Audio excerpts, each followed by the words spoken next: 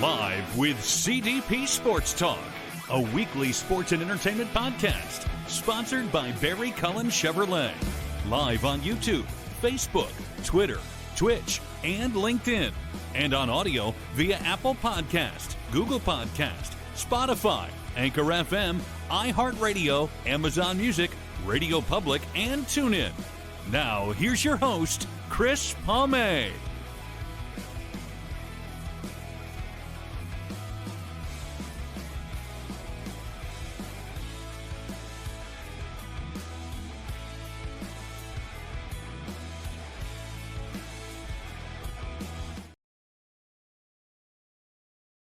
Good morning, everybody. Welcome to season 13, episode 14, overall 674 of Live with CDP Sports and Entertainment Talk Show, brought to you by our friends at Barry Cullen Chevrolet Dealership, located at 905 Woodlawn Road West in the Guelph Auto Mall. Check out their website, barrycullen.com, for the newest selection of new and pre-owned GM vehicles, along with their great selection of all-electric vehicles and Cadillac vehicles as well.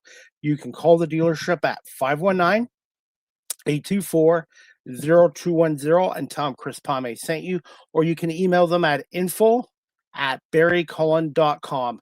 Barry Cullen Chevrolet Dealership has been family-run and operated here in the city of Guelph since 1969 and has been a proud sponsor of Live with CDP Sports and Entertainment Talk Show for the past 3.5 years. Good morning, everybody, on this Monday, March 9th, 2026, and I'm looking forward to my guest today. He's a friend of mine, and this is his third appearance on our show, and his name is Joe Whitbread. He is the public address announcer for the Western Canadian Baseball League's Sylvan Lake Gulls. He's also an MC and the founder of Joe Social Media, and we're going to bring on Joe Whitbread right now. I'm going to talk a little baseball with him, too. Good morning, Joe. How are you? Hi, good morning, Chris. Congrats on your 13th season. Great to be with you again. Thank you so much. And it's exactly 6 years ago today that I started my new career into radio and media. Yeah, wow. Congrats. I just celebrated 26 years here in the Central Alberta region and entrepreneurship myself. So I understand that we have to sometimes take stock of our successes, our accomplishments, because you and I both know along the way there's not always successes, and sometimes we have setbacks. Absolutely, Joe, and congratulations on 26 years. How the time just goes fast, doesn't it, nowadays? Yeah, it sure does. I know you and my daughter are friends as well. She's in the sports biz, which we can chat about. But my daughter's having a baby. I'm going to have my first grandchild here in early spring. So you talk about time advancing. Time is moving pretty quick. But the baseball season is getting closer. Well, please tell your daughter, Morgan, congratulations. And now you have a new Sylvan Lake Gulls fan on their way, too. Yeah, well, absolutely. And hopefully a Flames fan too, with apologies to your viewing and listening audience in Ontario. I'm a huge, staunch Flames fan, but that's actually a team issued jersey. I do some work for the Flames as well with announcing and other things. But a Flames fan, hopefully, and a Sylvan Lake Gulls baseball fan. Exciting times with your grandchild coming. Now, do you guys know if it's going to be a boy or a girl yet? Have you guys cheated there? Yeah, we do, actually. My daughter's an influencer online, as I am. Social media, sports entertainment, all part of our world. And so she did a massive reveal, which apparently is the thing you do now. So, we do know it's going to be a boy. And obviously, I couldn't be more excited. I've got 2 sons, 1 daughter, and now a grandson on the way. Well, congratulations. Now, what date is she expected?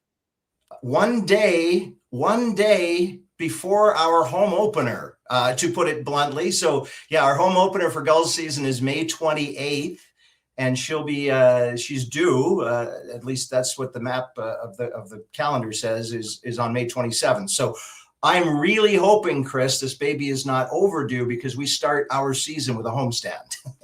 The timing is amazing. And by the way, how many years have you been the Gulls public address announcer? And have you even missed one game in your career? All of them. We actually are one of the newest teams in the WCBL. So we started in 2021.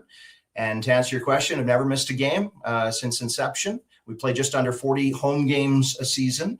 Over the past couple of seasons, we've hosted other teams' home games because of our spectacular stadium and ballpark.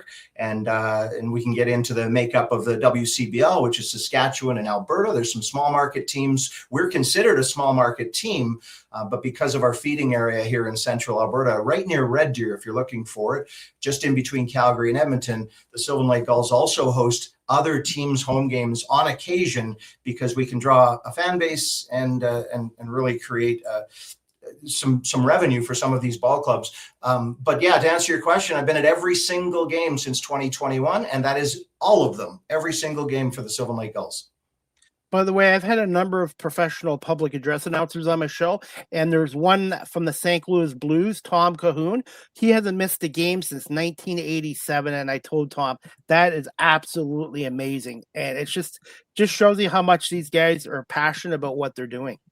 They're passionate about what they're doing, and I think what often gets lost, Chris, and I'm the same. I was in the Western Hockey League with the Red Deer Rebels for 21 seasons, and in 21 years, I had only missed 4 games. The reason I had missed those 4 games was birth of children and out of town as a result of kids in sports. So I believe that's a good reason to miss the profession.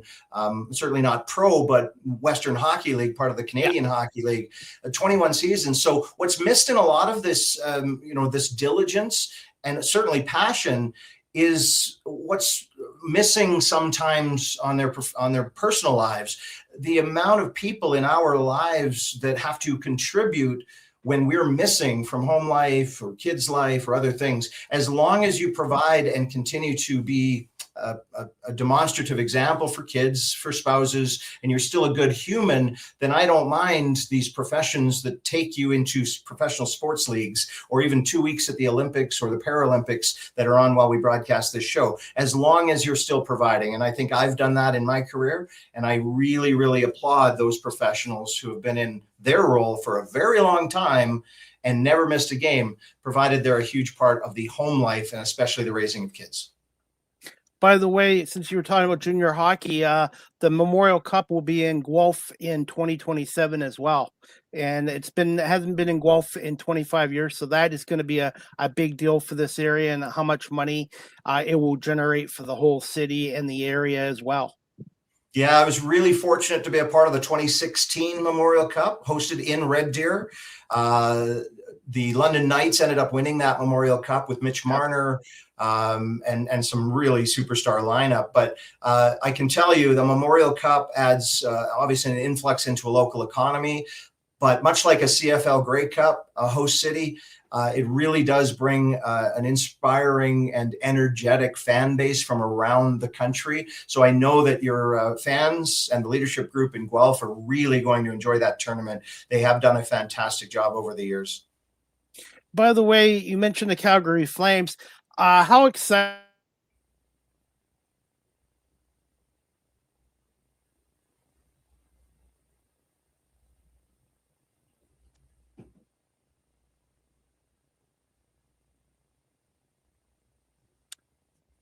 I think that was one issue there. I apologize. Joe, you still there? Yeah, sorry, I've got you now. Everybody just bear with me. Unfortunately, hopefully we'll get Joe back. There you go. Can you hear me? Okay. Joe, can you hear me now? I can hear you, Chris. Yeah, I do apologize. Our technology, when it works, is great sometimes. Okay. I wanted to ask you, the Flames, obviously they're not having the greatest year, but how excited is the city and the province about having a new arena? Yeah, the new arena has been a really, it's a bit controversial in many ways provincially. I won't get into the politics of it, but there are some, taxpayers have had to foot the bill for a large pro sports team arena. That did not happen when Daryl Cates built the Rogers Place in Edmonton. So there's in true Alberta fashion, the Oilers and the Flames and their fans don't like each other. And so now Albertans around the province who are Oilers fans don't like that their tax dollars are going into a new arena. But again, I won't get political. It is much needed. Oldest arena in the NHL, the Saddle Dome.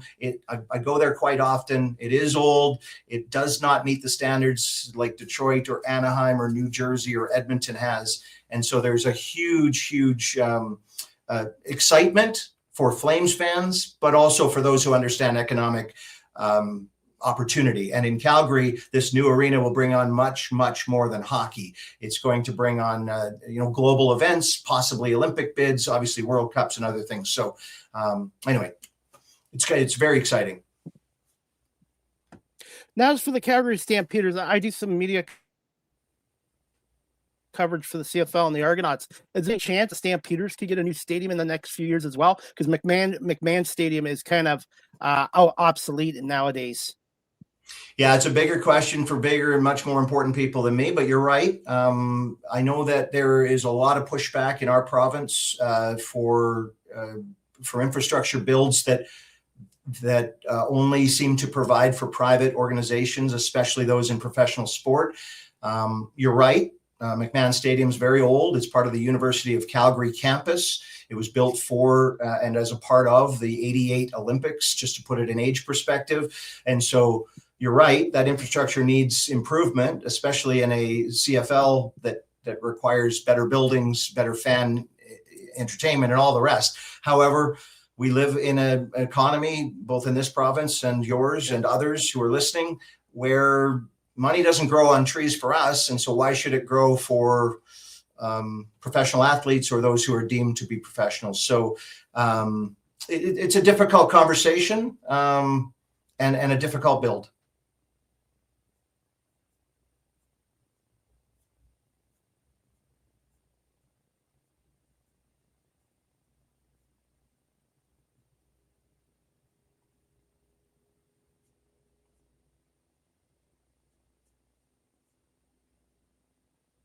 About these new arenas, new stadiums, and stuff like that, without getting into politics. And Joe, that's a show I could do an hour or two show on alone.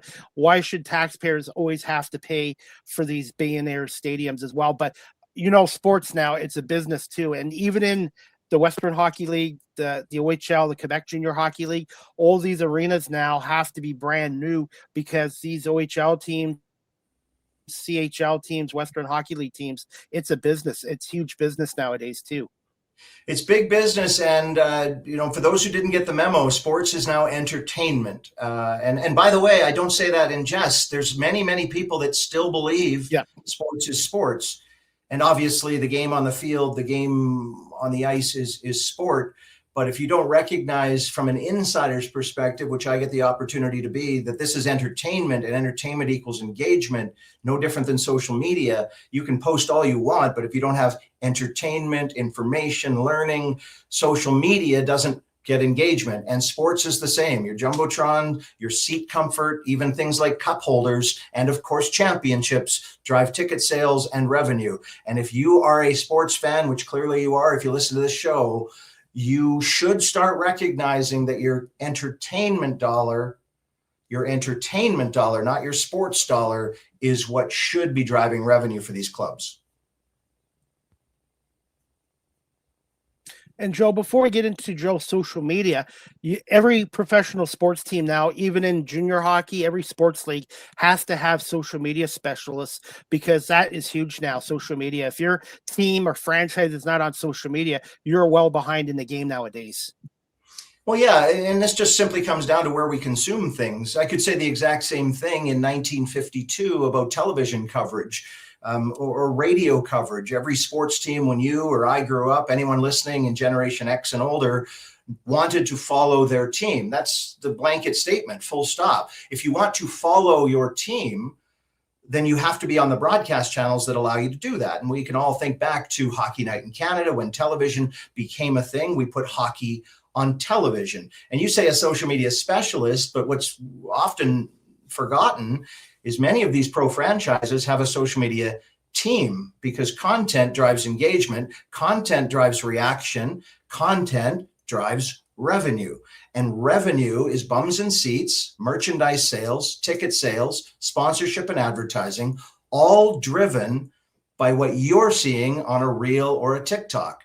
And those don't create themselves. You need editors, you need producers, you need hosts and on-camera influencers. And so social media specialist, there isn't one person anymore within any pro organization that runs the social media. That would be impossible. When you have people who want to follow on Snapchat, you need a Snapchat expert and the team to provide the content. Sometimes that content's the same on TikTok as it is on Snapchat, but it has to be spoken in the Snapchat language, just like an Instagram is different than a Facebook. And so these social media specialists, unfortunately, for someone like me, has really been depressed in its value because everyone on every street corner is now a social media expert. We all have social media. We all follow social media. So we must all be experts. And I completely and totally disagree with that. There's an expertise to the platforms, to the algorithm, to each individual expertise platform, no different than journalists aren't podcasters.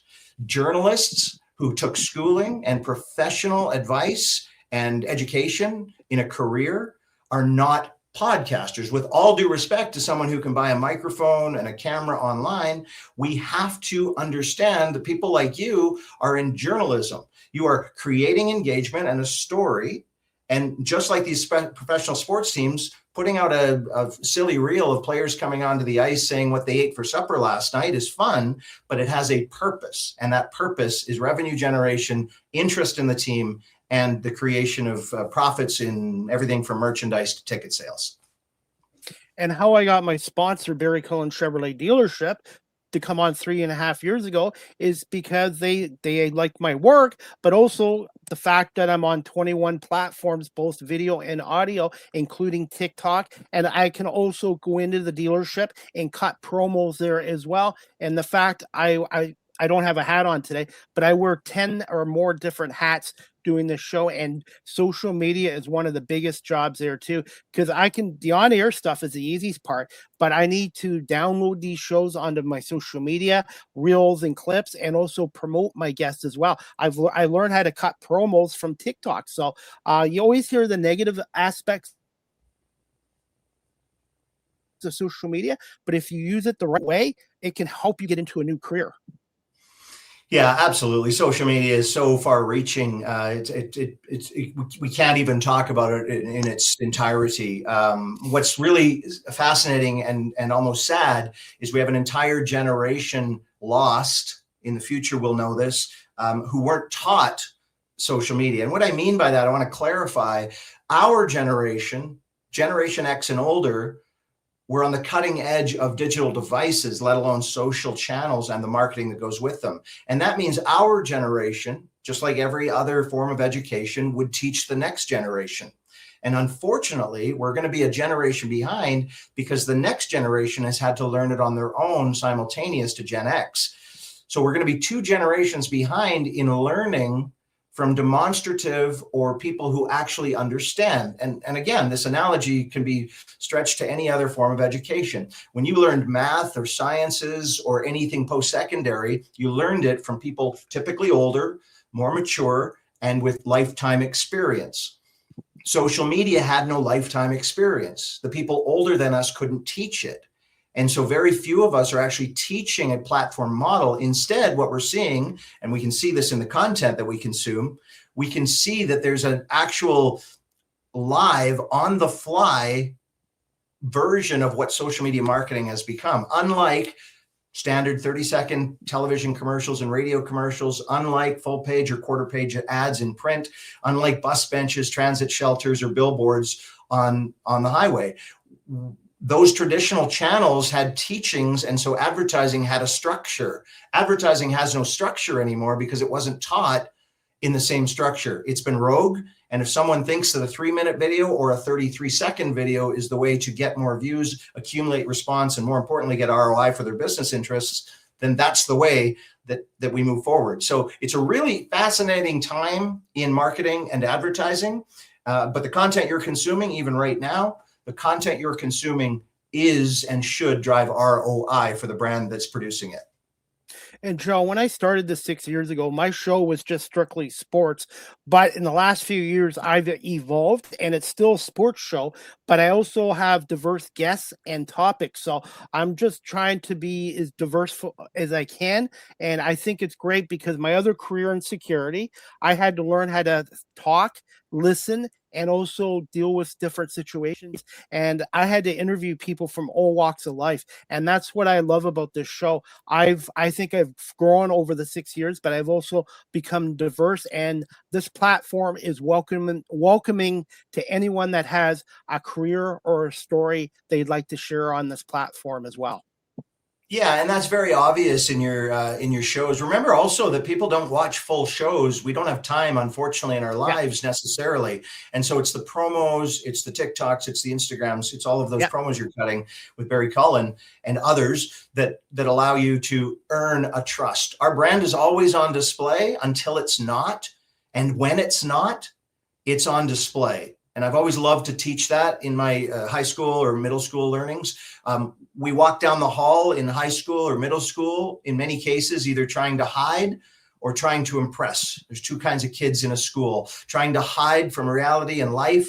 We're scared. We don't know it at the time. We're going to act a certain way to be as authentic as we can be. But unfortunately, authentic doesn't necessarily jive with most high schools or growing up. And that just comes to, once you grow up, you realize it's a real judgmental and sometimes a negative place. The other kind of person is someone who does know who they are or thinks they do. You know, you can think of the jocks or someone in sort of a pompous or, and that's not a negative word, a bombastic attitude, walking through the halls and owning the place. Boys, girls, what happens in both cases is there's a false authenticity or a real authenticity that is a steady presence. And we think of this in social media too.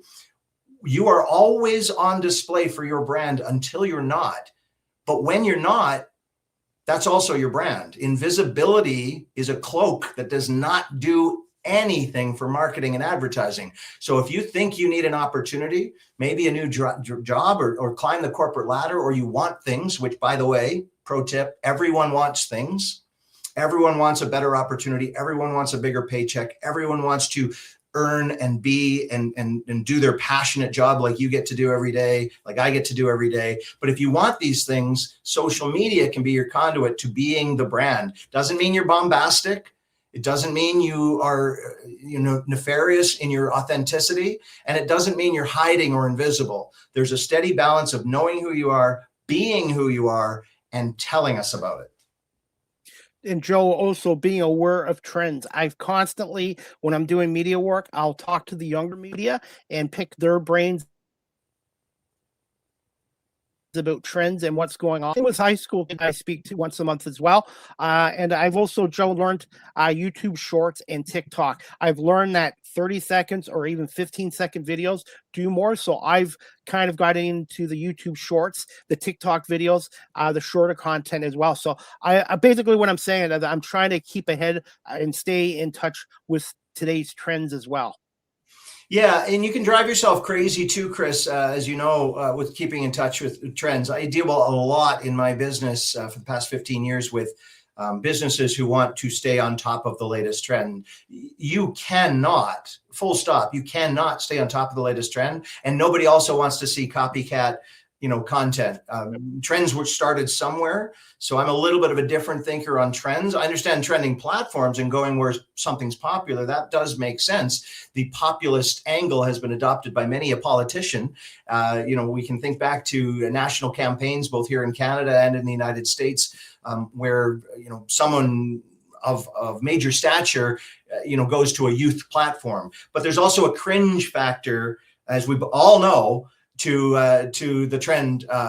There are some places where people don't belong. I could show you 1,000 young school children who are in a cafeteria, and it is a crazy, wonderful place. I get to speak in those schools like you do too. That is no place to sell vehicles. And so your sponsor or any of the competitors wouldn't go in, obviously, to a school cafeteria and try to sell cars. There's a cringe factor to that. And so I use the same justification on social media. If you're trying to create and build content for an audience, but you're not in the audience you should be, then you're actually just chasing a trend, which has a cringe factor.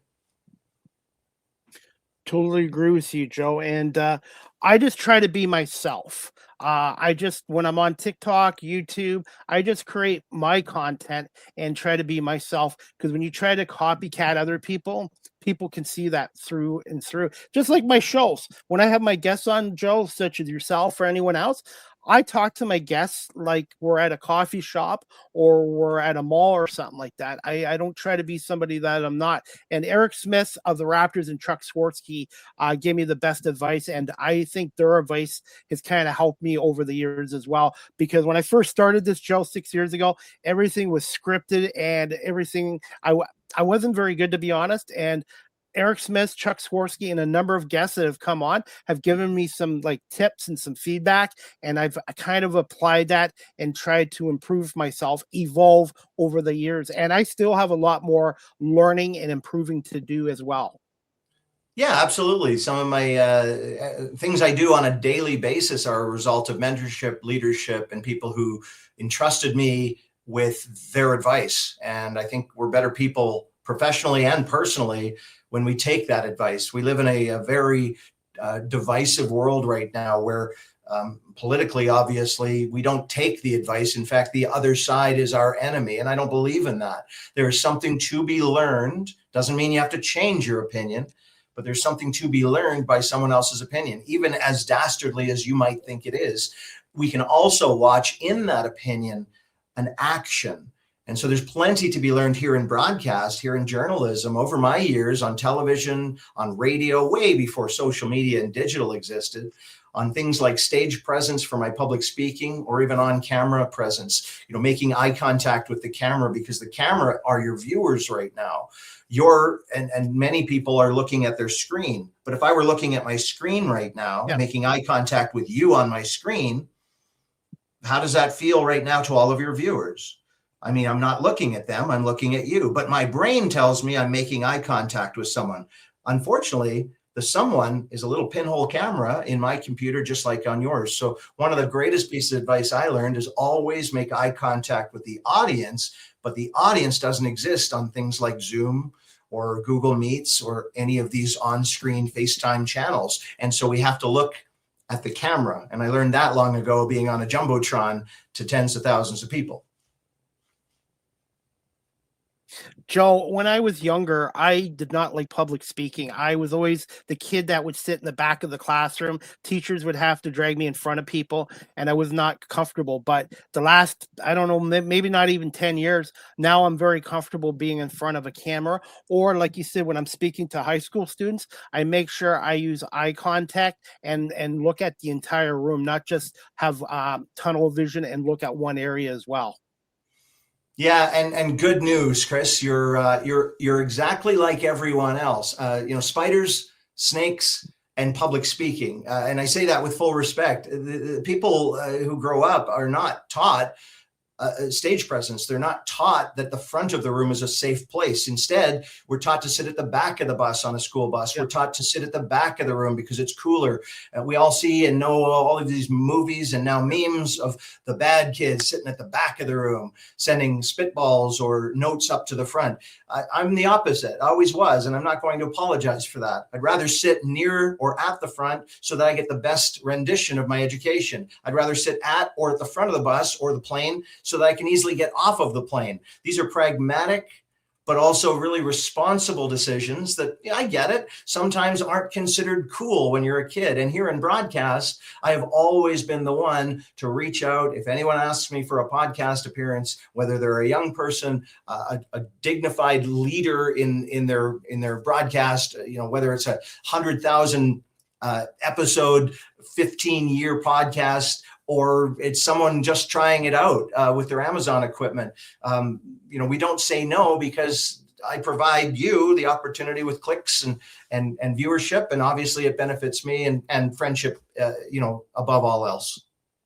Like a lot of the media opportunities, I was at a butter tart festival this weekend and I didn't say no to it. I went down there and I ended up doing 4 or 5 different interviews with different people and connecting with people and giving out my business cards and letting people know who I am and what my product is as well, Joe. So I've had to learn to be a better salesperson as well and get out there and get my face out in front of people and stuff, and getting to do interviews in person. I enjoy as much as I do in the virtual interviews. So I'm trying to be as flexible and accommodating as possible. And just, I love doing what I'm doing, meeting people as well.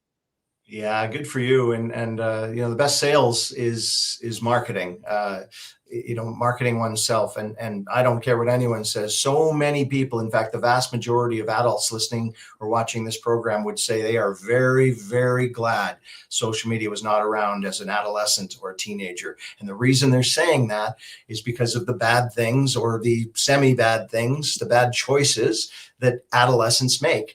Guess what? I'm the opposite. I wish social media was around when I was a younger person because I was responsible. I had great leadership. I had a wonderful parent group that taught me what's right and wrong. But I also learned about personal branding because I had two public figures. My parents were public figures. So you hear about this in hockey, bloodlines, the name on the back of the jersey in this part of the world. The Sutter family is a massive hockey family right here where I'm from. They come to Gulls games all the time, and obviously a massive component of the Rebels and the Flames and so many others. Those Sutter kids, and eventually the other Sutter kids and the other Sutter kids, they had a name on the back of their jersey. They had to act a certain way. And so I think one of the biggest lessons that can't be taught is that the name on the back of your jersey is always visible, especially in a social media world. And so what many people actually choose is to not be there. And I think that's the wrong decision. I think it's the wrong decision. Obviously, you have to have something to say. You have to have a motivation or a motive. But if you have those things, if that motive is skill development, communications opportunity, building new opportunity, new jobs, places you want to work instead of places you have to work, then you do have an opportunity. You do have a motive. And that motive is daily presence or weekly presence that allows us to trust you, not to sell to us, but to trust you. This is what marketing has been built on for hundreds of years. And now we are what's marketed. And so when you adopt this strategy, and it's a true strategy, it's not easy to write about yourself or to program yourself. And certainly there's a judgment. It comes down to bombastic or conceit or somehow, people who envy you, people who are jealous of you will also hate on you. And that's why, unfortunately, there's a vileness to the internet. I'm sure you've dealt with it. I have too. Yes. But Yeah. I'm not here to promote or self-promote. I'm here to provide opportunity. And all you have to do is listen to the content coming out of my mouth in this and other channels that I'm on, helping people, speaking in schools to kids like you, joining into podcasts, being a part of a conversation for improvement in marketing. This is helping other people. And I happen to be that exact same person that you're following online. We don't have a problem following Taylor Swift. We don't hate on her. We don't hate on Gary Vee, who's a marketing genius in New York who owns the Jets. But somehow we hate our local people who are trying to help because they're just trying to do their passion like you are. And I don't like that. So I stand against that. I take my hat off to everyone like you who's giving this the best they can every day, because in the end, it's not about money. It's not about the resources we earn. It's about the passion and the daily life that we want to have. And looks to me like you're doing that. I certainly am. Well, thank you, Joe. And every opportunity I've gotten with the CFL, the NFL, even the Super Bowl, which was unbelievable, I've had to work for. I've earned. Nothing has been given to me. And I'm self-taught, self-employed, but I've also had to work hard for my opportunities and connections and networking as well. So I tell younger people that are getting into podcasting or they want to get into media, obviously schooling is important, but in my case, I did it the old traditional self-taught way, but you still have to have a passion, but you also have to put into work and you have to put yourself out there. 6 years ago when I started this show, I had all my settings to private, and a couple of guys that were in podcasting gave me some advice. Chris, you want to get into radio media, you have to take your private settings off and put it into public settings. And majority of people have been great when I've done it, but you're also going to get sometimes people who don't agree with you. And on my show, I've had some guests on. I don't necessarily agree with their opinion, but I let them air it. I want people to express themselves on here as well. So this is an open platform for people for good conversation. I just want to provide a good talk show, good storytelling, and learning every show. And that's kind of my motto on here. Whoever my guests on, I treat every show that like I'm on a traditional radio station. Yeah, you have to, we learned as kids to dress for the job you want. not for the job you have, to earn opportunities through a good handshake, eye contact. Yes, please. Yes, ma'am. We learned that. I know there's a new version of that, but still this Canadian approach to opportunity. Why we stopped doing that on social media, why anyone thought or thinks it's a good idea to jump in a comment section, even if you have an alias, even if you're a hidden troll on the internet, why on earth would anyone want to impact negatively the mental health of a content provider, whether they're a major brand that'll never respond, some celebrity team or individual that somehow you don't like, even if it's a politician that you are staunchly against? Why anyone thinks it's a good idea to jump in, alias or real, to a comment section to generate or create negative mental health for someone, because that's what negative comments do for people whose goalposts are a little bit different. We're in the public, so we can't do that. The name on the back of my jersey, just like the Sutter family, exists. And so we can't do that, nor would we, because we learned about this media training. Guess who's the media now?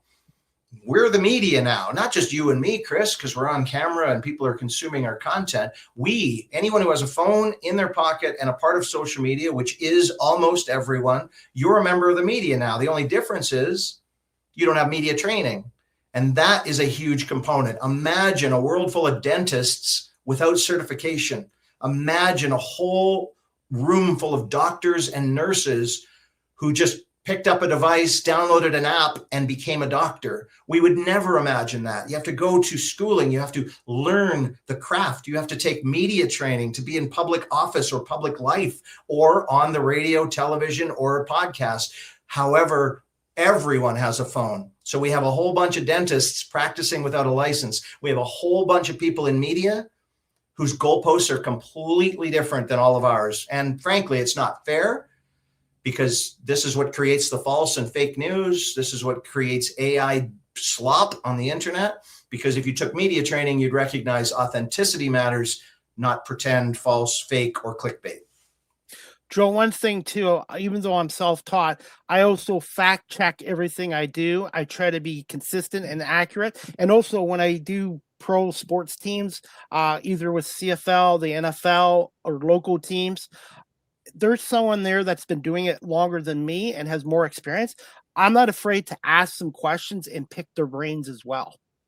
Yeah, certainly. And that's what these podcasts have taught you as well. The guests that are on here are certainly accomplished, some much more than you and I, others equal to, others who are up and coming. And that's what's so great about society. But social media is just a microcosm. You can learn from everyone you speak to. And that's how yours and my friendship has developed over the years. There's opportunities that I can provide for you, even though I'm geographically a long ways away, and vice versa. And so why we have this divisiveness?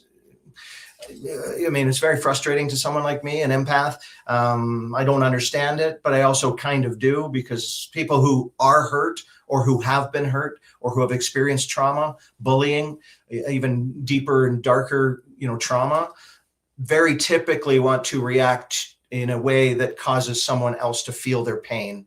And so I understand that hate on the internet typically sparks from someone who has been hated in real life or on the internet. And so I feel bad for that. But if you're listening to this and this strikes a chord at all, I would love a reaction or a message. I'm a safe space for kids, for young people. I have to be in my career and my profession. And if any of this sparks a chord, I appreciate the follows. Hurt people like to hurt people, but the opposite is also true. People who have joy in their heart, people who want to encourage, people who had a great upbringing of trust and love and a hug every now and then, they want to give one. And so while one thing happens, there's always an equal and opposite reaction.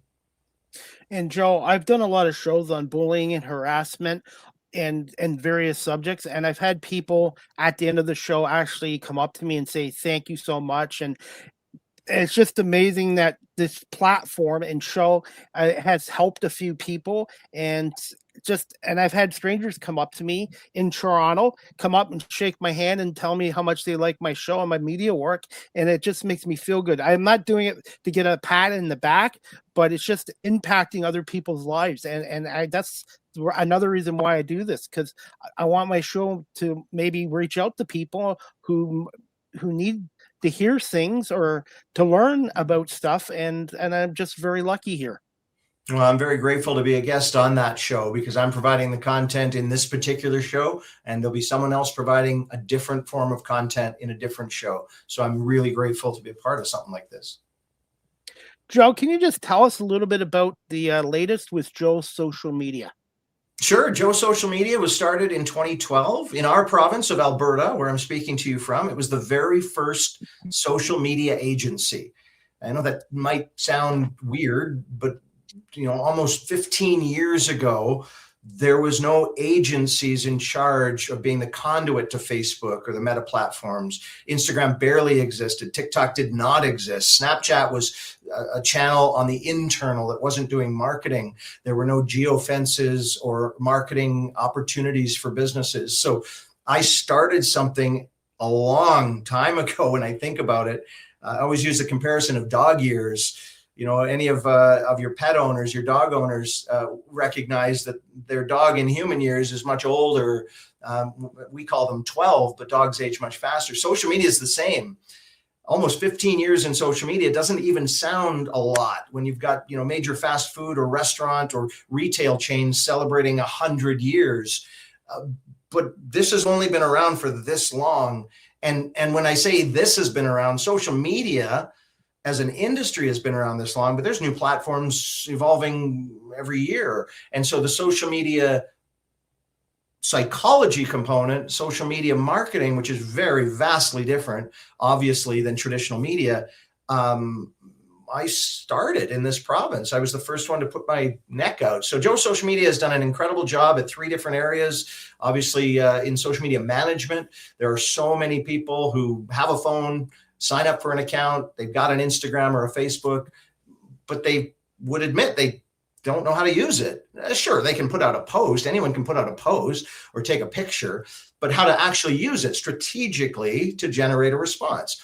I always use the example in the 60s or 70s, if you could, just like social media, have a radio station or a printing press in your home office, you wouldn't need the newspaper. You wouldn't have needed a television or a radio station, but we didn't have that ability. Towers cost millions of dollars, and licensing from the CRTC in our country, you couldn't have a radio station. Now you can. And so social media allows the broadcast to be in your hands. At the same time, that doesn't automatically give you the post-secondary education in advertising, in marketing, in communications, in public relations. And so we are living a really wicked and terrible time right now for professionals like me who have this training, post-secondary and otherwise, watching people pick up an Instagram, create an account, and they're magically a communications professional. They're not. And so we offer that service. The second thing we offer is training.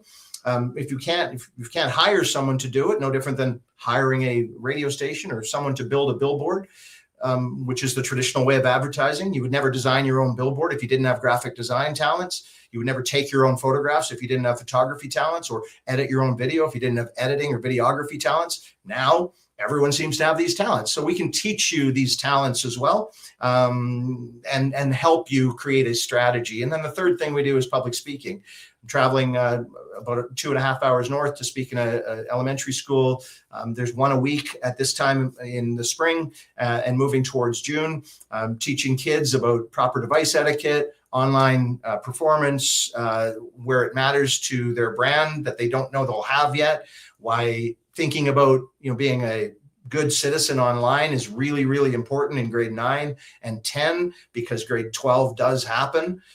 This is a really difficult thing for kids to learn, which is why I also teach adults. And then, of course, I do public speaking in this sort of area as well, which is business influence, offering people a different perspective of what's important rather than what they're actually watching or doing. I think that's vital. You might be doing something right now in career, in life, in passion, but if the actual doing doesn't have a strategy, then what are you doing it for? And that's fine if you're doing it for happiness, if you're doing it for passion, but if you're doing it for a bottom line and you're not creating a strategy for that bottom line, then what are you doing it for? Passion Great. Passion doesn't pay the bills. So I also offer opportunities for young entrepreneurs, for business owners in these sorts of fields. Thanks for asking. Joe, social media is a really, really great brainchild of mine that's grown just like your podcast has into so many other things. And I'm really, really proud of it. How much would you say you've evolved, improved over the years? I improve every day. I improve today speaking to you, and no doubt the comments section and the direct messages from this show. You have to improve. Social media has improved immensely, obviously. Steering from simple text in formerly Twitter to adding photos, to adding GIF images, to adding moving images, the point system that all of these channels have. By the way, your points matter to Chris and this show right now. They also matter to his sponsor. If you can't donate and give money to his endeavor, that's totally fine. But your likes matter, your reactions matter, whatever channel you're watching on.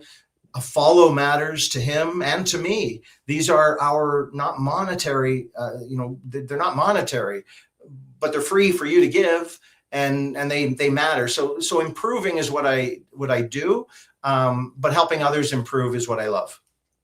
Are your sessions all in person, or do you do some virtual sessions with your clients as well? Oh yeah, of course. Always, that's like asking a pizza place if I have to come down and pick it up, right? If you're not willing to go where your audience is, then are you really offering something for your audience, or are you offering it for you? So yes, obviously, anyone who reaches out geographically not near me, we can set up one-on-ones. I'm in boardrooms virtually all the time, offering sales training on social media. There's so many commission salespeople or people who have a quota to fill for their job that are on LinkedIn but have no idea how it works. I've been teaching LinkedIn longer than all of the other platforms. And yes, gladly do all of these online. Joe, I'm going to put you on the spot here. What's 3 words to describe yourself as a public speaker? Engaging, humorous, and intelligent. Those just came to me. I'm engaging. I've sat in many a boardroom, many a conference, and heard information or fact from a speaker's mouth, but it's just lame. And no offense to that speaker, but part of public speaking is in intonation, it's in vocal range, it's in the way we act, even sometimes in the way we dress. You have to read the room, and you have to arrive in that room in a way that's going to be engaging, because keeping people awake is sometimes more important than the actual facts you're delivering. I'm humorous as well, maybe not in this interview, but I certainly have a love for the entertainment or flourish side of my business. And so you'll hear humor, you'll hear that mixed in with analogies, you'll hear that mixed in with intellect. And that's the last one, intelligence. I think it's so vital that we advance some of these lower or depressed industries that are coming along with intelligence. I think it's unfair to a young generation that social media was invented with this silliness, or kids are on their phones, or it's just a time waster. I can tell you as a professional in social media, it's not a time waster, it's my career. So I really find it difficult to speak with young people, post-secondary, early years, even teachers who are teaching or educating our next generation, to depress or downplay the brand of social media. We have to speak with it in intelligence, because 99% of people posting to social media, unfortunately, are posting this stuff that I'm talking about, online slop. But less than 1% of us, we're doing it with strategy, and the slop that you think you're consuming is actually earning click-throughs, revenue, generation of opportunity. This is the intelligence I speak with. So those are the 3 things that I would go with. And Joe, even when I'm taking a day off, I'm out and about in public, and I see something that I think would make good content for my show and my content on social media, I will take out my phone or my little microphone. I will do an in-spot interview or film something as well. So I'm always continuing to think of ideas for good content, and that's what I try to do on my TikTok and all my social media platforms. Yeah, we always have to be thinking social, and that goes to brand as well. Remember that I keep talking about the final product. The final product is a tiny percentage of what we do. And so one of the things when we're thinking social is, are we on brand when we deliver that content? If we're shooting or editing something else, does the edit represent the brand we want to put forward? It's easy to, see a moose crossing a Canadian highway, and we can film it and put it online. But if the way we shoot it is behind the wheel, when we shouldn't be texting and driving, we shouldn't be on our camera phones right now. Yeah. Our brand is a professional one or represents our employer. And all of a sudden that great piece of content just went against our brand, which is against the law and a lawbreaker. And so the other thing about thinking social isn't just in the final product, it's in the way we convey ourselves. Before I go on camera every single time, I make sure that I represent my brand. My brand is something that I've created. You may not notice a difference.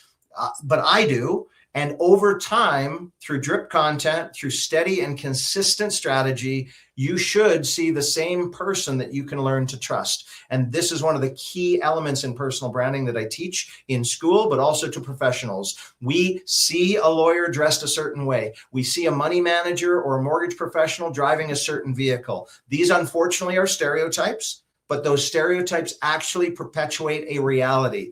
Don Cherry loved it when hockey players showed up to the rink in a suit and tie. That brand has continued over the years because we're not the NBA. We're not the NFL. We are the NHL, and this is how we arrive to the rink. And so that brand may not be a personal choice of that player or that player, but the league requires that branding because the league brand is how these players are getting paid. When you adopt that strategy into how you shoot or perform your content, when you adopt that personal strategy from someone up here all the way to this tiny little brand that you are or I am, you start realizing that you can be exactly what you want to be. Joe, have you thought about publishing a book in the future? I sure have. I appreciate you saying that. That's absolutely on my bucket list. I want to do it immediately. As an entrepreneur in multiple jobs and roles, as you've heard, for anyone who's listened to this, that can be very difficult. I hate using the excuse of I don't have time.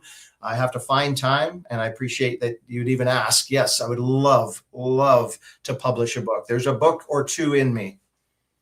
Joe, for those people that are watching this show live stream or later on audio platforms, and they're looking to do some public speaking, what are some good tips for somebody that's just getting into public speaking?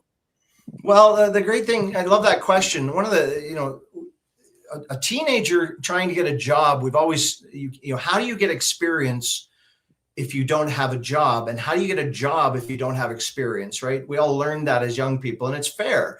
Your first job is going to likely have to be menial. And when we take that to public speaking, how on earth do you promote yourself as a public speaker if you've never had a gig public speaking, or the only time you've done public speaking was a wedding or that unfortunate time you had to speak at a funeral? So public speaking now can be showcased. You're doing it right now. There are listeners, there are viewers, there are people who will be in for a little bit, be in for all, be in for none. And so public speaking now can be showcased on social media. My advice to anyone who wants to get into it is do not look or compare yourself to what a public speaker is in your eyes. You will fail. You are not going to give a TED Talk immediately. You are not going to host or announce for a professional sports franchise immediately. You have to do a tiny little rec league volleyball game in a gymnasium in a community, but you've got to film it. You've got to shoot it. You've got to show us what you're good at. So my advice is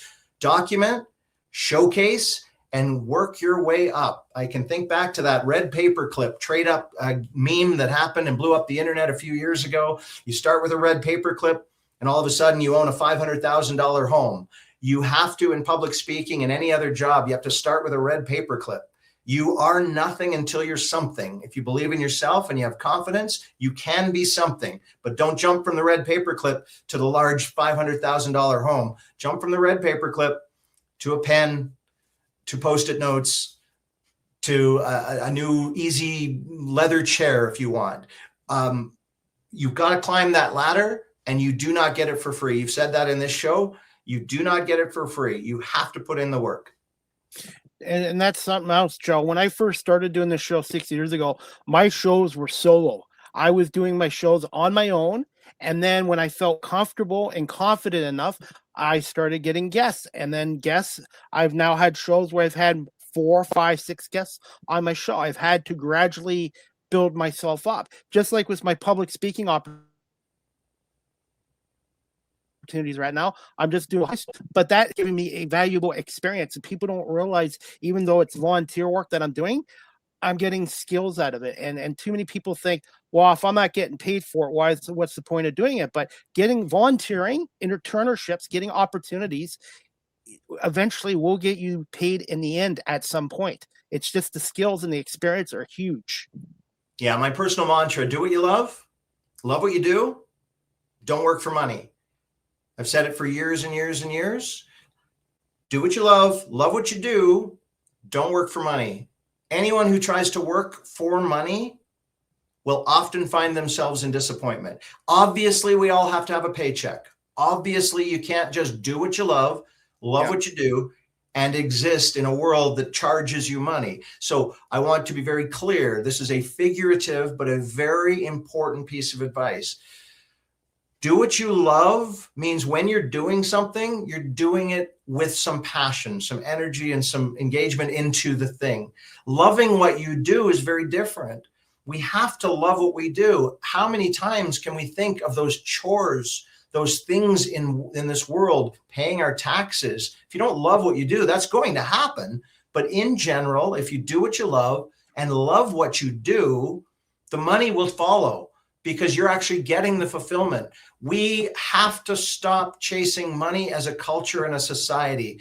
I really, truly believe the money will come in other forms or other ways. And I do not write me or message me saying, oh, Joe, that sounds all great, but I have to do my menial labor job in order to feed my kids. I get it. So do I. I'm saying, don't do the thing you think you love or love what you do for the money, because I promise you, the universe will bring you money if you're happy, consciously kind, proudly Canadian. The money will come. And what I share with students in my public speaking opportunities is my last career. I was grateful. The company employed me for 23 and a half years, and I'm grateful for that. But at the end, I was not happy, and it was time for a work divorce. And I'm taking, and everyone always says when you leave a company, you always think of the negatives. I'm taking the positives, because that former career did employ me for 23 plus and a half years, which was a good long run, but it also gave me the confidence skills in public speaking and how to deal with different people and different circumstances. And also I learned how to communicate, but listening skills. Listening is just as important as talking. In some cases with this show, listening is even more important. So I learned some of my skills from that former career, and I've applied it to this. So I try to take out the positives, even if I left in a work divorce. Yeah, this is a great outlook in life. You know, if you're at an intersection and someone cuts you off or flips you the bird, we can get angry, we can respond with road rage, or we can learn from our situation. What we're going to learn would depend on that situation. Sometimes what we're learning is simply patience, and sometimes we're learning that we have no control. And I think actually giving up, the older I get, I just turned 50 this past year, the older I get, I start recognizing that we simply don't have control of much, and we want it, we strive for it, we're taught to get it. We're taught to earn and to grow and to climb the corporate ladder and to have. What we're not taught is that we aren't entitled to this stuff. In fact, we're taught that we should be, and we aren't. And so patience is a huge, huge learning, and listening is a great conduit to patience, because when you start to actually listen, you'll start to realize that your opinion and your confirmation bias is loud and clear, and it shouldn't be. Sometimes your confirmation bias, which we all have, and your listening is void. And by the way, I'm friends with Matthew Shinetti from TSN from the CFL, and he gave me some good advice. He goes, Chris, always be yourself on camera or on air, on radio. But he also said, Chris, if you do make mistakes, don't beat yourself up over it. If you want to get better in this profession or any career, you also got to learn from your mistakes and see where you can improve on as well. Well, and what's a mistake, right? What we are the hardest on ourselves. There is that really ugly and negative voice in our head. It starts from the moment we get up in the morning and it goes to bed with us. That self-confidence, that imposter syndrome, what's a mistake? I've made many mistakes, according to other people, on this very show. I'll make more mistakes today as I move through my day. What's a mistake? If I was authentic, if I like what I do what I love, don't work for money, and my intention is good and proudly Canadian, I might add, that's not a mistake. That's exactly who I am. And you can take it or leave it. Your listeners can scroll past. They can stop listening. They can choose to throw hate, which I hope they don't do. If you don't like it, move on. If you don't like living here, if you don't like being a part of this culture or this country, that's okay. See you later. Just don't make it hard for me. Get off my porch. And one thing too, Joe, I've also learned in the media industry, it's competitive and can be cutthroat. But I also learned too, you're not going to be everyone's cup of tea. Like when I reach out to guests, I've been lucky. A majority of them will come on my show, but there's also some that I'm just not their cup of tea. And I've learned not to take it personally and just keep focusing on improving, learning, and also getting other guests to come on. So you're not going to be everyone's cup of tea. You can't win everybody over. And I'm hoping some of these people that have said no to me will look at my work in the future. And I've had them come back and actually approach me and say, hey, Chris, we really like your work now. We would like to come on your show. And it's caught me off guard. So I always learn this too, is don't take things personally, because you never know who might you run into in the future in the media industry. Yeah, absolutely. Every opportunity is a good one. Never walk into a networking room with a bag on your head. Obviously, you have to be visible. You have to be giving. Don't go handing out business cards everywhere you go, proverbially or literally. Nobody is there for a sale. Sometimes they're there for a conversation, and many times they're there to talk about themselves. And so if you are good at networking, public relations, and communications, you will learn that the content is not about you. The content has to be about your followers, because guess what? Your show, your social media, your business plan, your realty office, your mortgage business doesn't exist without customers. So you'd better find a way to make your content interesting to the demographic you're trying to target, because you can be a mortgage professional or a realtor all you want, but if your content is for you, then you're only a mortgage professional or a realtor for you. And I don't think that's how you help people buy homes or save money. Joe, as we wrap this show up in a few minutes, I wanted to get your thoughts on the Western Canadian Baseball League, and obviously the Gulls had another terrific season. Just thoughts on the final between the Regina Red Sox and the Gulls, who just came up short in the finals. They had another great year.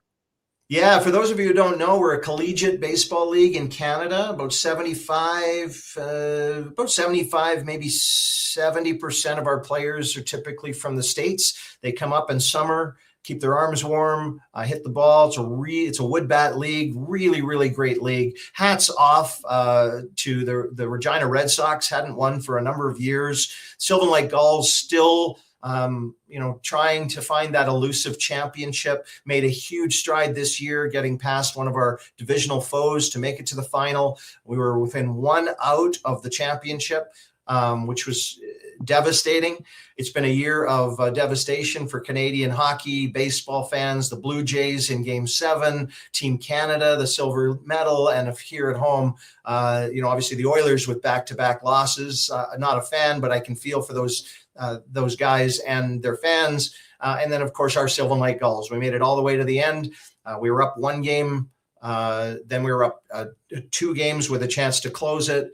We were best of 3 final. We were up 1. We tied it. They came back and won in Game 3. We were 1 out away. Great season. It only proves to be better for Gulls fans. This market is, as I mentioned earlier in the show, just a really, really great market.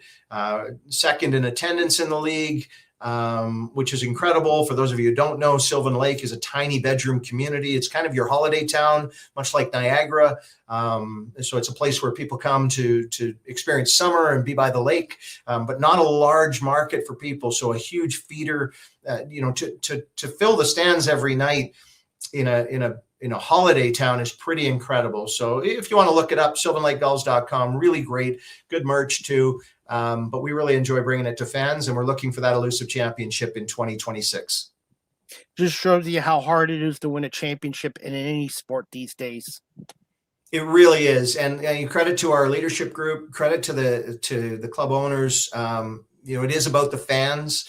I know many say that, but I want you to be clear. There's something special happening here and across the prairies, I might add. The Western Canadian Baseball League, which Jamie Campbell from Blue Jays Central on Sportsnet has talked plenty about. He's a big fan of this league, and not because it's good for PR or good for Blue Jays coverage. It's because he recognizes this is a really, really good baseball league in Canada. We've got 3 players in the World Baseball Classic right now. One, unfortunately, with Czech Republic, who won't advance. One who is playing for Team Canada, Matt Wilkinson, former Okotoks Dogs tugboat, who's doing incredible things, and we hope the best for Canada. And then there's actually one of the coaching staff, one of the bullpen people for Canada as well, formerly WCBL. We've had draft picks with Tampa Bay Rays, with here in Sylvan Lake, New York Yankees. One of our pitchers went to the Yankees program last year. So there's some really, really talented ball players. And I might add, those are Canadians I'm talking about.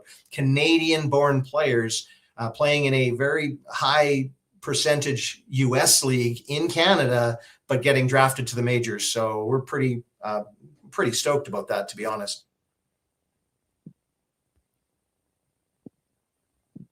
Canada's come a long ways in terms of baseball talent and development, and also the coaching as well, I think, has gotten better over the years here in Canada. Oh, yeah, absolutely. And you can see that the programs are paying off. Team Canada, unlikely to do things against stacked lineups in the World Baseball Classic, Japan and Puerto Rico and Dominican Republic, and obviously the USA. I mean, these are stacked lineups if Canada does something fantastic. But you can tell it's the coaching and it's the development. It's programs like ours and others that allow kids to finally see baseball, competitive baseball in their summer times.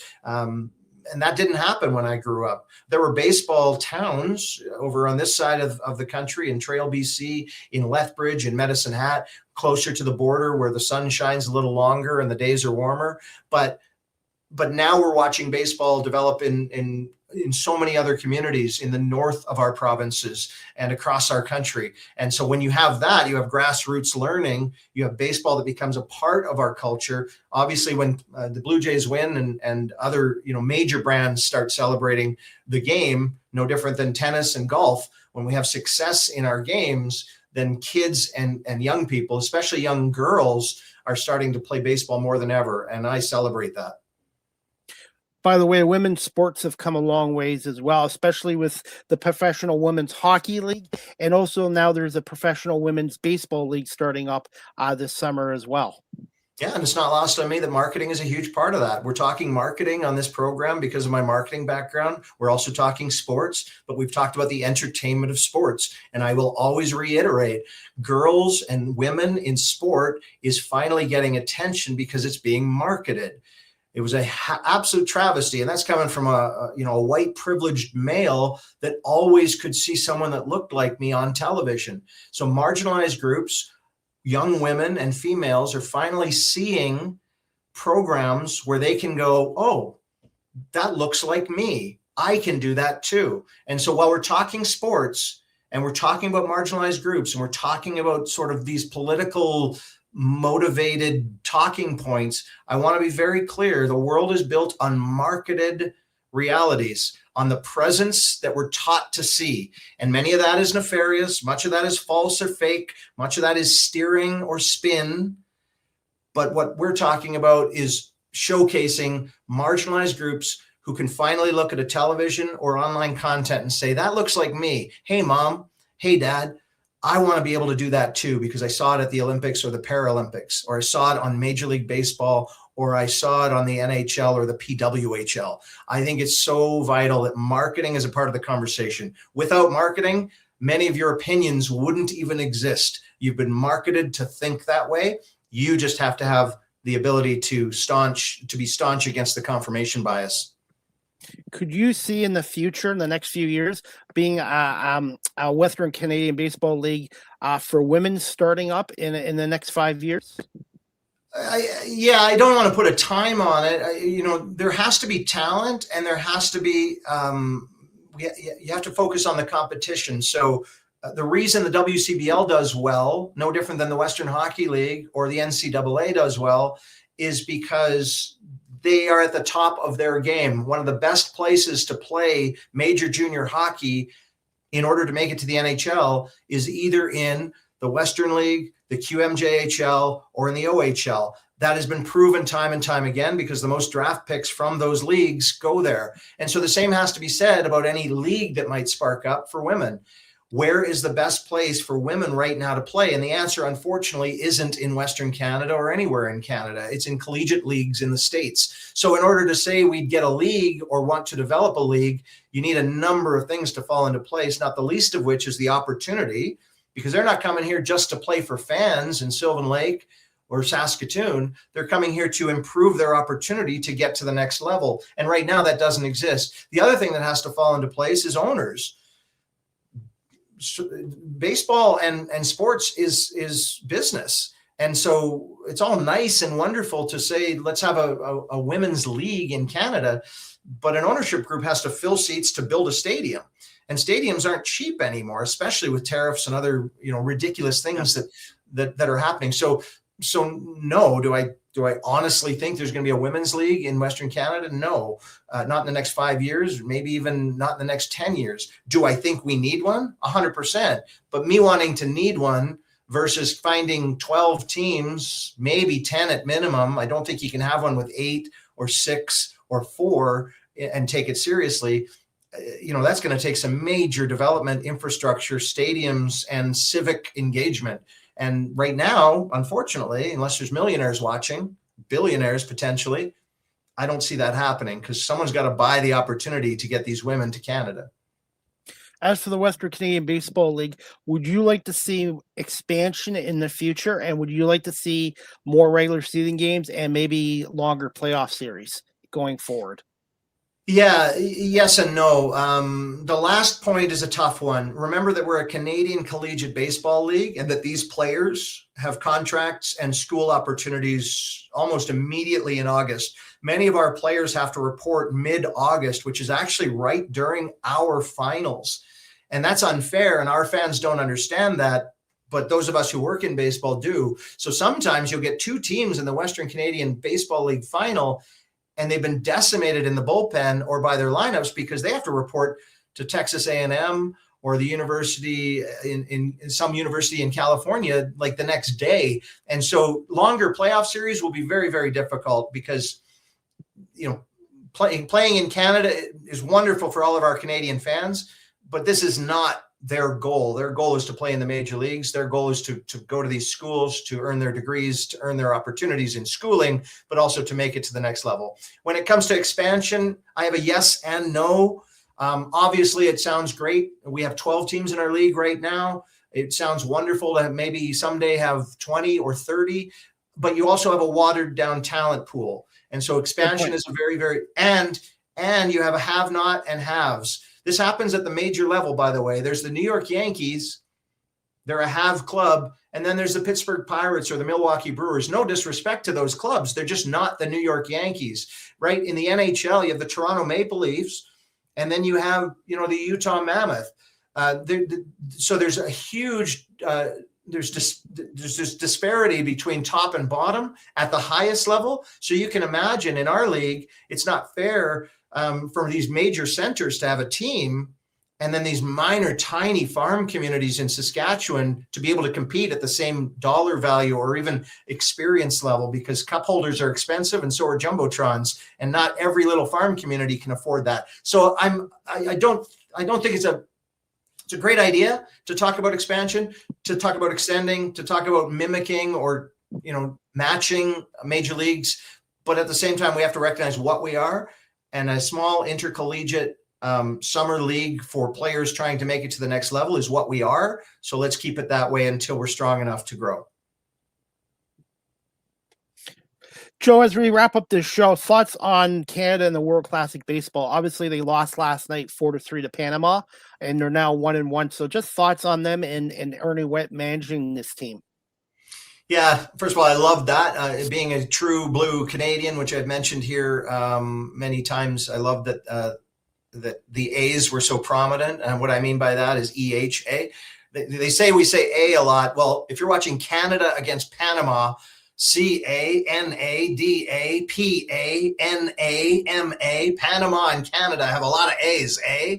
So that was fun to watch, and unfortunately, we couldn't get it done. I love what Canada is bringing. I love the talent pool up here. I've got to watch some of these players up close and personal. We're a very good club, but as I said earlier, the World Baseball Classic, no different than the FIFA World Cup and other sports leagues on a global stage, very hard to compete. And I'm not sure that Canada has the roster that can make it to the end. All I'd like to do is get out of our pool, show a real good showing in the quarters, maybe make the semifinals, and then anything can happen. But anyone expecting us to win it all in the World Baseball Classic, that's a high expectation, and no disrespect to our team. But Canada is Canada on this stage, and it would be a miracle on the field if we were to make it all the way and win this thing, but not impossible. Would you like to see this event back in Toronto again, like it was in 2009? Yeah, obviously, love to have it on Canadian soil. I'd love, as a Westerner, one of the ones that wants to stay here, one of the good Westerners. I think it'd be fun to not just always have everything in Toronto. Again, I know we're maybe different in that culture and our confirmation bias on that, but the Raptors are in Toronto. Obviously, the Buffalo Bills play exhibition games in Toronto. The Blue Jays are Toronto. Everything's Ontario and Toronto in professional sports, but there's plenty out west and even up north that could house this. At the same time, it's the World Professional Baseball Classic. And so I can't imagine the ticket sales for Colombia against Puerto Rico, or Panama against the Netherlands. As someone who works in sports ticketing for many, many years and sports marketing, it's always easy to know that, obviously, Rogers is sold out for a Team Canada USA game. But as you've seen on the World Baseball Classic, the seats are empty for Colombia against Panama. And so we would have the same problem, but worse.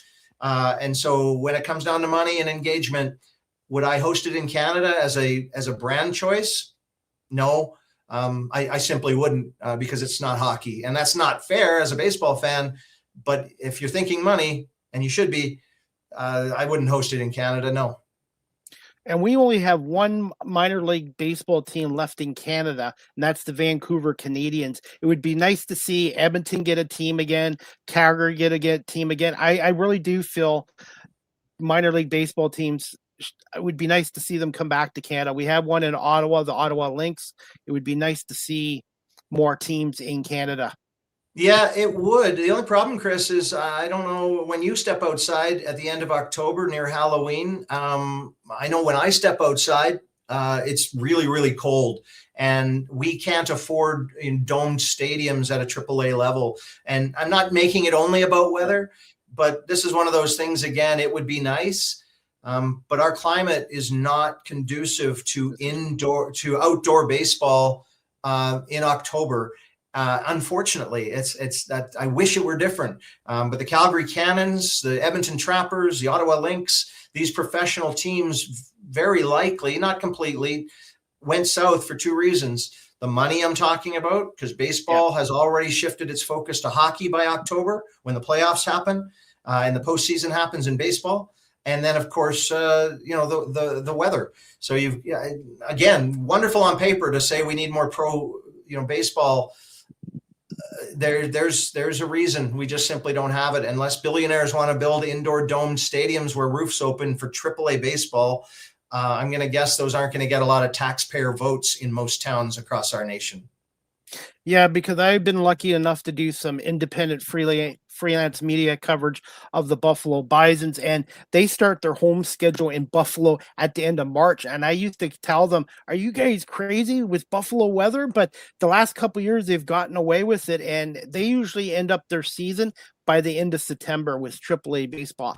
Personally, I'd like to see at least 2 more teams in Canada in the future, and hopefully that'll happen. Joe, before we wrap this show up, I just wanted to get your thoughts overall on the 2025 Toronto Blue Jays, because I know you're a huge Blue Jays fan, and the World Series loss to the Dodgers, and how much of an impact that could have on baseball in Canada too, with people seeing the Blue Jays very close to being World Series champions last year. Yeah, for some people our age, our vintage, we've got to see some successes. I can think back to 2015. I can think back, obviously, to the 91, 92 World Series champions. Certainly, concreted my loyalty for a team. I was at, a upper high school age when the Jays were winning World Series with Robbie Alomar and Johnny O and Joe Carter. And so we're witnessing that for this younger generation. They're going to know the names Ernie Clement and Alejandro Kirk. Obviously, Vladdy, is doing great things and will always be a part of everyone's, connection to that team.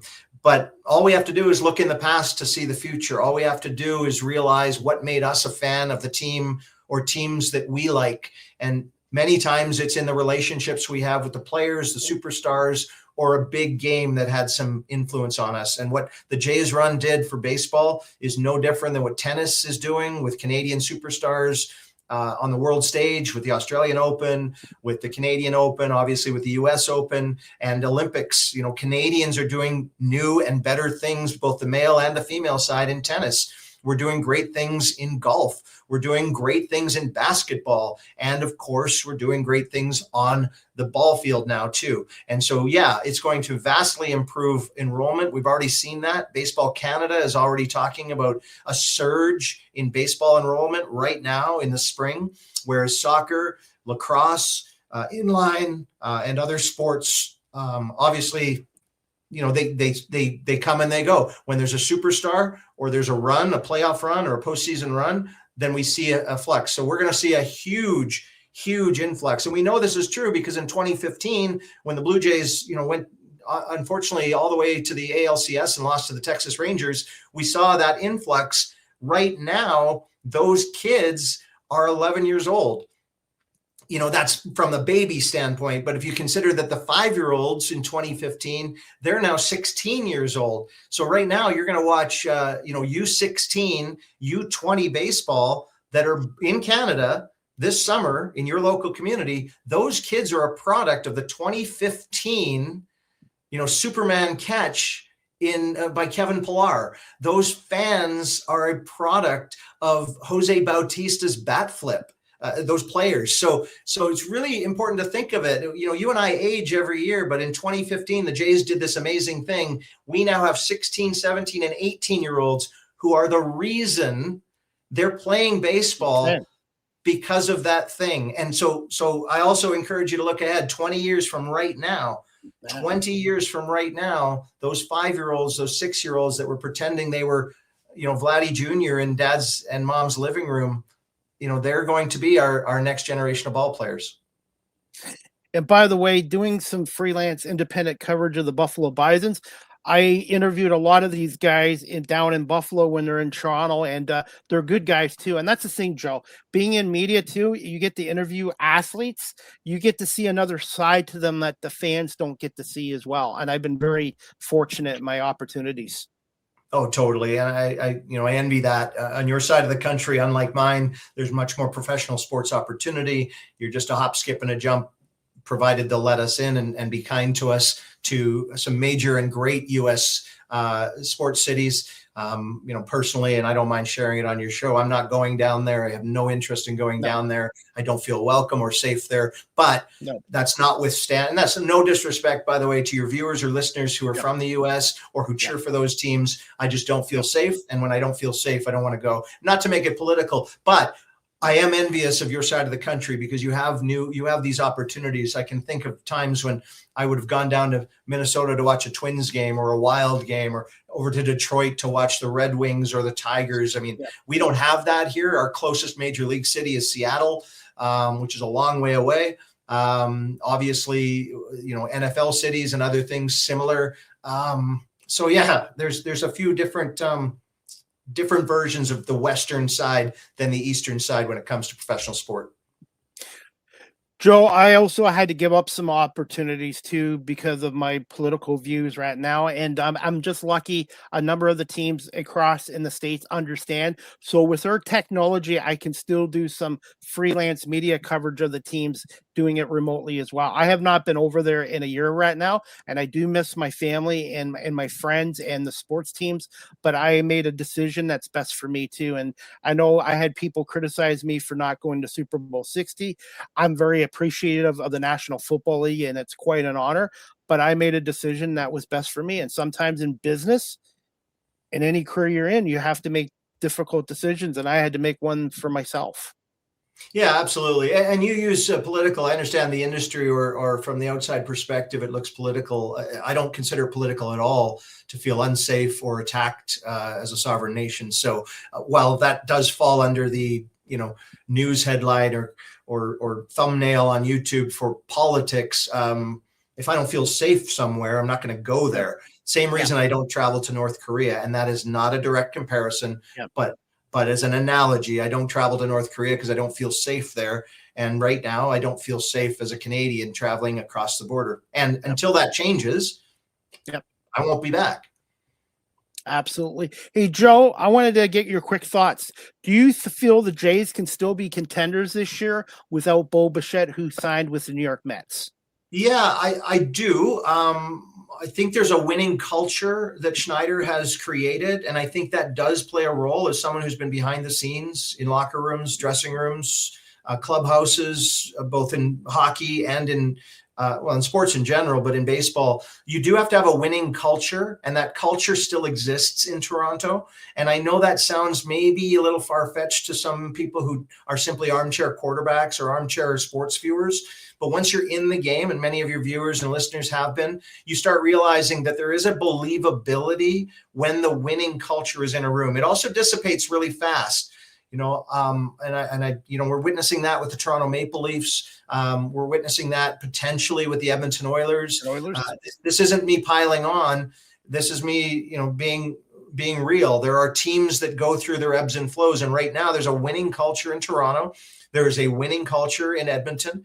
And if you hold on to that winning culture and it exists from the top down, then you can win based on a culture. You obviously need the tools. You need the players in your lineup. And I think the Jays did a reasonably good job. Actually, I think they did a fantastic job with what they were handed with the Bo Bichette contract going to New York. And I don't think you can fault anyone in upper management for filling the way they have. I'm looking forward to the new lineup. There's always a new lineup. There will never be the same lineup. And let's remember that the Jays made their incredible postseason run in 2025 without Bo Bichette.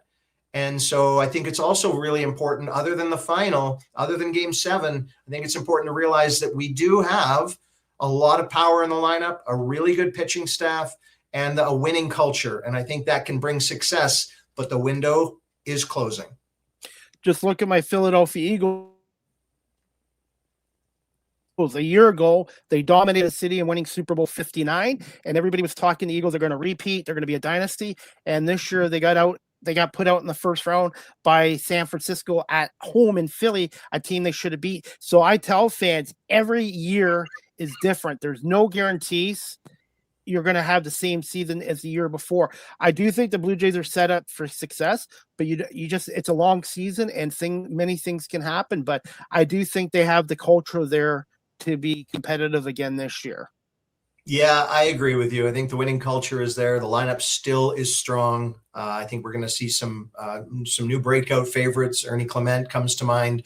Obviously it was his coming out party for all of us, but he's always been a major leaguer, always been classic, but he's new to the scene. So I'm looking forward to young talent that are starting to move these veterans into this winning culture. And hey, it's hard to win. It is hard to win. There's one winner every year and a whole lot of teams who aren't winners. So, and we're Canada.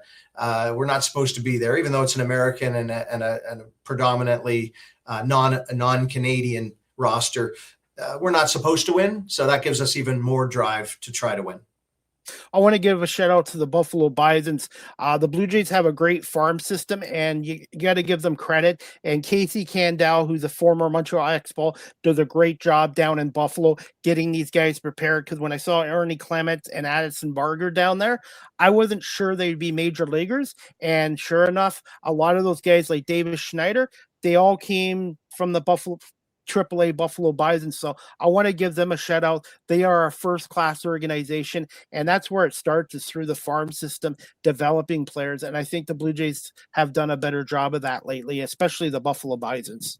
Yeah, I agree with you. Having never visited that stadium, I watch it closely. I agree with you. And I will say, there are many, many great American leadership fans. As much as I have sadness right now for the relationship of our ally, I want to recognize that's not all, and that we still love our American counterparts and friends. And 100%, I agree.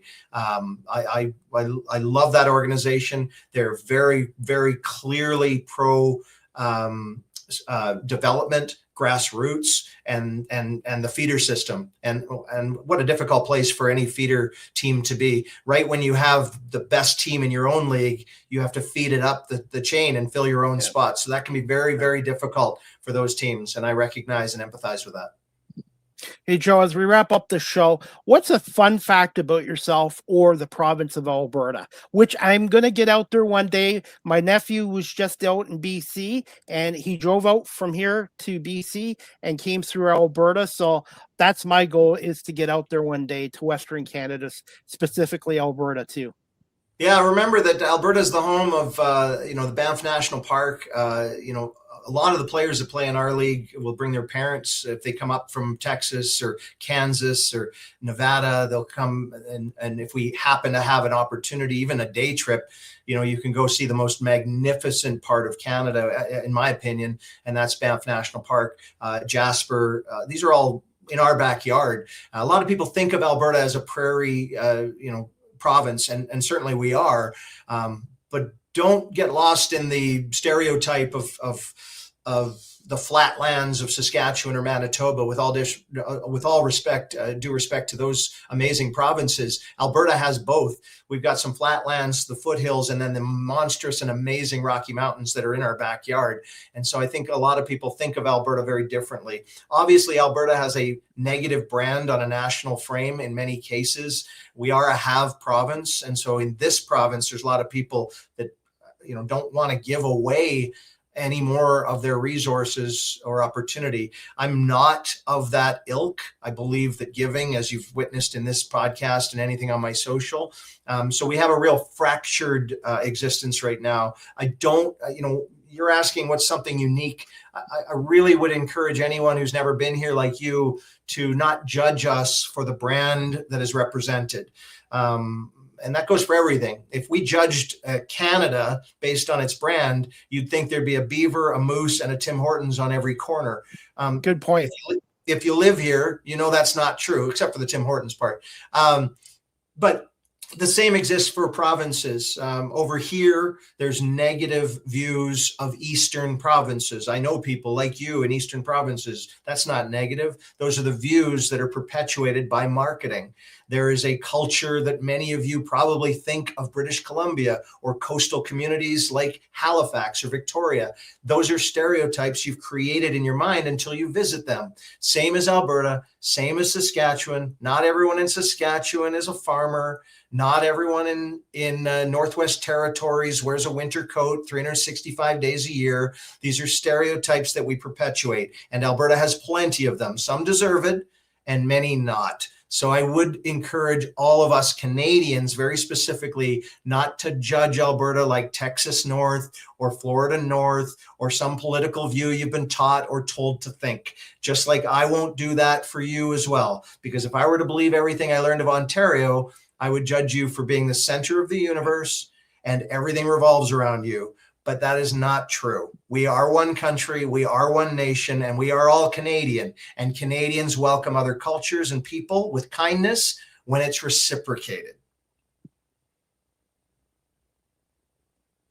Absolutely. And by the way, our Premier Doug Ford, not to get into politics, did something for Don Cherry the other day. He gave him an award for the province of Ontario. And whether you like Don Cherry or not, he is proud to be Canadian, and he did a lot of good for hockey as well. So I was kind of glad to see Don Cherry get an award for that as well. And Joe, I do want to get out there because I want to see some golf games. And I also want to take a train ride out to Vancouver and go through Western Canada. So that is on my bucket list.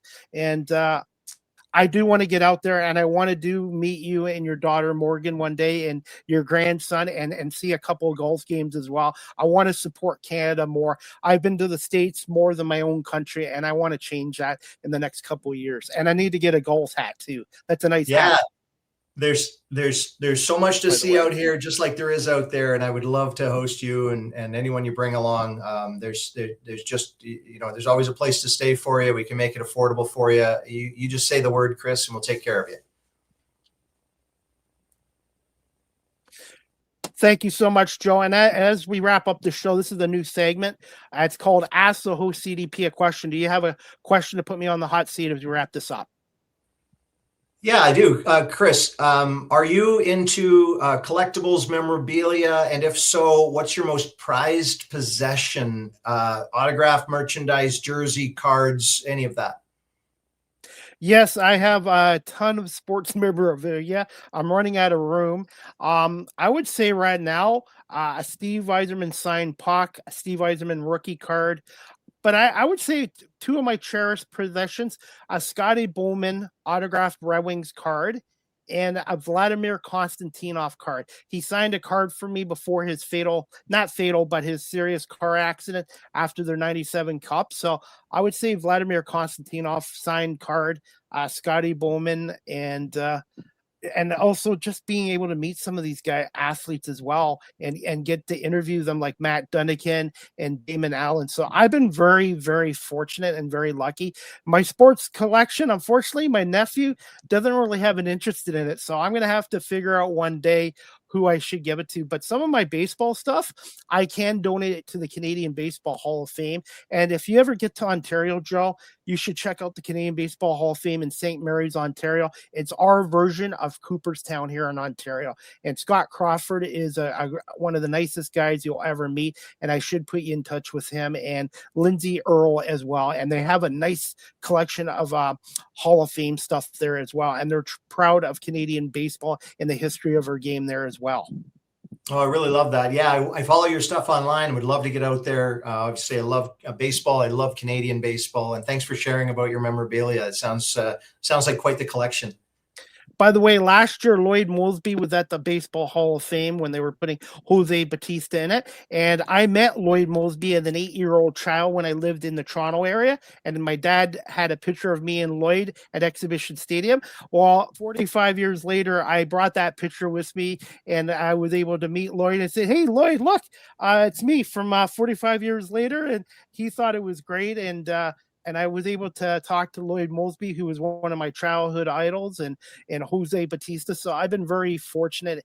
And I just want to give a shout out to the Canadian Baseball Hall of Fame as well. And hopefully one day we'll get some Western Canadian Baseball League items in the Canadian Baseball Hall of Fame too. That'd be amazing. I know Jamie Campbell collects a lot of it when he comes out this way every summer. He hasn't announced his trip this year, but I'd imagine he's off to visit a few more communities he hasn't been to. That's wonderful. I had a Lloyd Moseby poster on my bedroom wall when I was a young kid. So I know exactly about that. Absolutely. Hey, Joe, finally, where can our audience follow you on social media, your websites, and the best way of contacting you if somebody wants to learn some social media skills and business side of it as well through Joe's social media? Yeah, no problem. My name is Joe Whitbread. It looks like Whitbread. You can see it at the bottom of the screen there. There's no E in what you're used to seeing as Whitbread. So it's Joe Whitbread.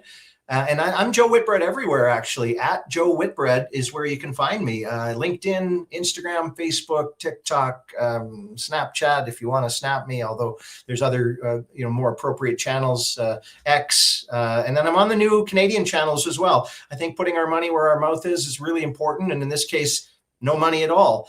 There's a new social media platform that owns your data in Canada, and is a lot like formerly Twitter. It's called AEH, capital EH with an exclamation mark. I highly encourage you to look it up, follow. It's free to join. It's a new social media platform. Use it, don't use it, but know that your data is Canadian. If tariffs ever come to digital, which is very likely given the erratic nature of tariffs, again, not to make it political, but we better own our data. And A is one of those platforms. There's others as well. So you can follow me there and everywhere else.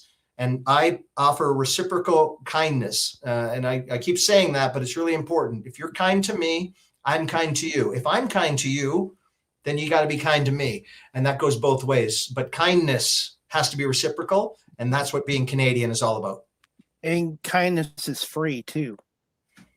You got that right. So is clicking like, subscribe, and love for Chris. Chris, really, really appreciate what you're doing. I am one of your biggest cheerleaders, as you know, and I wish you much success. Well, thank you so much, Joe. And it's the guests that make a great talk show. And I've been very lucky and appreciative of all of my opportunities. And we'll have to have you back on again, maybe this summer during the golf season as well. And congratulations again to Morgan and your family and yourself on being a grandfather and now having a new member of the Goals family too. Yeah, I can't wait. Let's do this next time you see me, like I've done in the past on your show. And to all your reviewers, it won't be in my office. It'll be hopefully from the Gulls Nest, high above the Sylvan Lake Gulls, where we get to announce baseball games all summer. Okay, well, Joe, thank you so much. Continued success, and we'll talk to you soon. Thanks, Chris. Have a great day. Thanks, Joe. You too.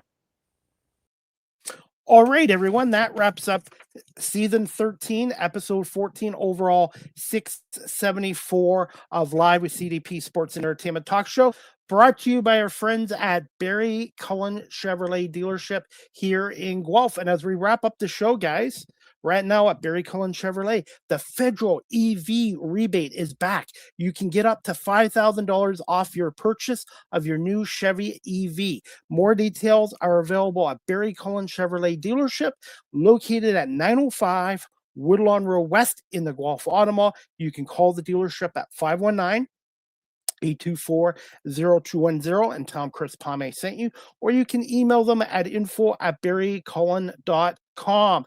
And again, I want to say thank you to my guest today, Joe Whitbread, for coming on. He is the founder and owner of Joe Social Media. He's also an MC, a public speaker, and he's also the public address announcer for the Western Canadian Baseball's Sylvan Lake Gulls, and you guys should check out the Western Canadian Baseball League as well. Before we wrap up the show, guys, I have another show today at 6:30 tonight, Monday, March 9th, tonight, 6:30. I have Lacrosse Hall of Famer, National Lacrosse League Hall of Famer, National Lacrosse League analyst, and the brother of Brendan Shanahan, Brian Shanahan. Brian Shanahan is going to talk to us about the latest goings on in the National Lacrosse League. The trade deadline is there today on March 9th, and we're going to talk about a little bit about the Buffalo Bandits, who are coming off big wins last week against Saskatchewan and the Toronto Rock. And we're also going to talk a little bit about the Toronto Rock as well, who just had a big win at Vancouver this week. So if you're a fan of indoor lacrosse, the National Lacrosse League, check out Live with CDP Sports and Entertainment Talk Show tonight at 6:30 with Brian Shanahan as well. And as we wrap up this show, guys, I wanted to mention something else too that's very important to me. The Cambridge and District Humane Society on Saturday, April 11th, 2026, from 7 p.m. to 11 p.m. Eastern, is having a fundraiser at the Cambridge Newfoundland Club, located at 1500 Dunbar Road in Cambridge, Ontario. They're having a Prohibition Speakeasy fundraising event, 1920s theme. Tickets are $75 per ticket. The money goes back into the Cambridge District Humane Society programs, and you can purchase your tickets at cambridgehumanesociety.org or give them a call at 519-623-7722 extension 0. Ask for Kat or Zach, or pop by the dealer or pop by the Cambridge and District Humane Society at 1650 Dunbar Road in Cambridge, right across from the Cambridge Center Mall. They do a wonderful job getting homeless animals adopted into good homes with families, and hopefully we'll see you at this Prohibition event on Saturday, April 11th, 2026 as well. And they're looking for silent auction prizes. So if you're a business or company and you would like to donate a prize, you can contact Zach at the Cambridge District Humane Society or give me an email at cpome19@gmail.com. And that is about it for today's show. I want to say thank you to Joe Whitbread for coming on. He's a friend of mine in our show, for coming on here today. And also, I want to say thank you to you, the viewer, the listener, for coming on and watching our show or listening to our show. And I really appreciate all the support I have here again. Live with CDP Sports Entertainment Talk Show is live on Facebook, LinkedIn, YouTube, Twitch, Twitter, X, Instagram, and this show, Live with CDP Sports Entertainment Talk Show, is on audio platforms such as Apple Podcasts, Spotify, iHeartRadio, Amazon Music, and Good Pods, and wherever podcasts are available. That is about it for today again. Thanks to Joe Whitbread and everyone for watching and listening to the show.